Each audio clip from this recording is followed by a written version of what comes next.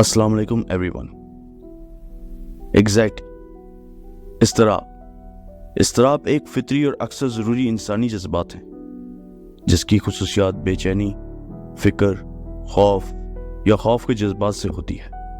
یہ سمجھے جانے والے خطرات یا دباؤ والے حالات کا جواب اور اس کی شدت ہلکے سے شدید تک مختلف ہو سکتی ہے۔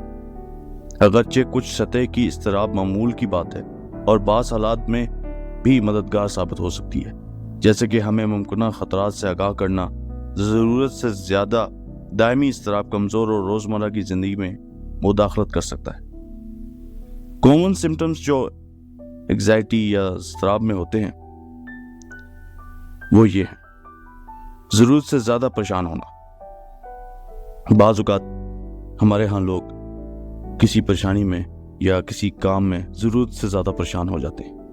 ممکنہ مسائل یا بدترین صورت کے حال کے بارے میں مسلسل سوچتے رہتے ہیں۔ مسلسل سوچنا ہے، ان کا سوچیں آتی ہیں ان کے دماغ میں، تو وہ اسی میں ڈوبے رہتے ہیں۔ جسمانی علامات، ان میں دوڑتا ہوا دل زور زور سے دھڑکتا ہے، پسینہ آنا، پسینہ بہت آتا ہے، کانپتا ہے انسان، پٹھوں میں تناؤ اور سر درد متلی شامل ہو سکتے ہیں۔ بے چینی ہوتی ہے، بے چینی کنارے پر محسوس کرنا، آرام کرنے سے قاصر ہونا یا آنے والے عذاب کا احساس ہونا، یعنی کوئی آنے والی پریشانی کا سوچتے ہیں، کوئی پریشانی آنے والی ہے تو اس کا سوچتے ہیں، اس سے گھبراہٹ ہونا، اس سے فکر مند رہنا، بے چینی رہنی۔ توجہ مرکوز کرنے میں دشواری، فوکس کرنے میں دشواری، دخل اندازی کرنے میں والے خیالات یا ضرورت سے زیادہ فکر کی وجہ سے کاموں پر توجہ مرکوز کرنے میں دشواری۔ توجہ نہیں کر پاتا انسان سوچوں کی وجہ سے، یا دشواری ہوتی ہے، فوکس نہیں کر پاتا کسی کام پہ، اس کا من نہیں لگتا۔ چچڑاپن آسانی سے مشتعل یا چچڑا ہو جاتا ہے بندہ، مطلب آسانی سے مشتعل، غصے میں آ جاتا ہے انسان ان سوچوں کی وجہ سے، اس انگزائٹی اور اضطراب کی وجہ سے چچڑاپن ہو جاتا ہے، کھروا ہو جاتا ہے انسان۔ بعض اوقات بغیر کسی واضح وجہ کے لوگوں سے غصے سے بات کرتا ہے۔ نیند میں خلل، نیند آنے میں دشواری، سوتے رہنا یا پھر سوتے رہتا ہے انسان، یا بے چین نیند کا سامنا کرنا، بے چینی سی رہتی ہے، نیند پراپر نہیں ہوتی۔ اجتناب، ایسے حالات یا جگہوں سے بچنا جو اضطراب کو جنم دیتے ہیں۔ اس طرح سے ہم اجتناب کر سکتے ہیں۔ اضطراب مختلف شکلوں میں ظاہر ہو سکتا ہے، بشمول عمومی تشویش کی خرابی، سماجی اضطراب کی خرابی، گھبراہٹ کی خرابی، اور مخصوص فوبیاس، یعنی مخصوص جو خوف ہوتے ہیں لوگوں کو، اس سے یہ ظاہر ہو سکتا ہے۔ دوسروں کے درمیان یہ جینیاتی، ماحولیاتی اور نفسیاتی عوامل کے امتزاج سے ہو سکتا ہے۔ دائمی اضطراب میں علامات کو مؤثر طریقے سے منظم کرنے کے لیے پیشہ ورانہ علاج کی ضرورت ہو سکتی ہے، جیسا کہ تھراپی، ادویات یا دونوں کا مجموعہ۔ عام اور اضطراب کی خرابی کے درمیان فرق کرنا ضروری ہے۔ عام اضطراب انسانی تجربے کا ایک حصہ ہے اور موافق ہو سکتا ہے، جبکہ اضطراب کی خرابیوں میں ضرورت سے زیادہ مستقل اور اکثر غیر معقول خوف اور پریشانیاں شامل ہوتی ہیں، جو کسی شخص کے کام کرنے اور زندگی سے لطف اندوز ہونے کی صلاحیت میں مداخلت کرتی ہیں۔ اگر آپ یا آپ کا کوئی جاننے والا اضطراب سے نبرد آزما ہے تو اس کا حل ہپنوتھراپی میں ہے۔ ہپنوتھراپی افراد کے لیے اضطراب کو سنبھالنے اور کم کرنے میں مددگار طریقہ ہے۔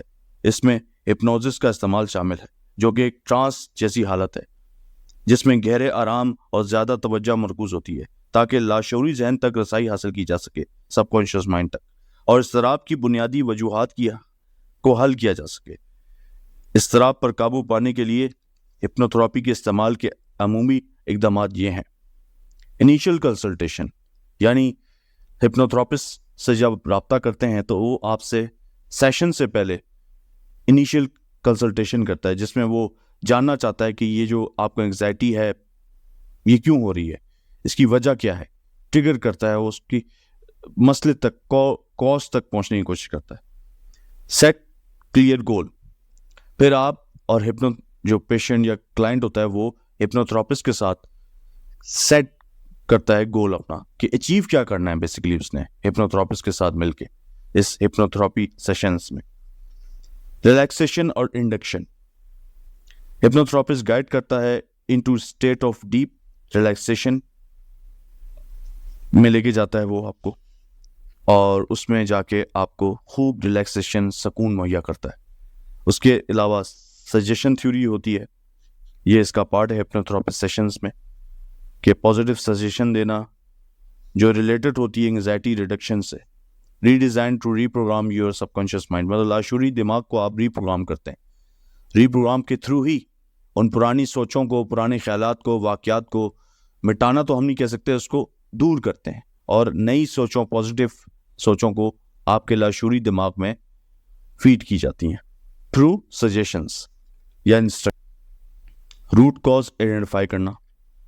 مزید پیشنٹ ایسے ہوتے ہیں جس میں نہیں چیز سمجھ آ رہی ہوتی, تو اس میں مزید اس کے لاشعوری دماغ میں مزید اندر ڈیپ تک جا کر اس کی روٹ کاز کو تلاش کیا جاتا ہے اور اس پہ پھر کام کر کے اس کو بھی اسی طرح سجیشن انسٹرکشن کے تھرو ریموو کیا جاتا ہے اور ری پروگرام کیا جاتا ہے.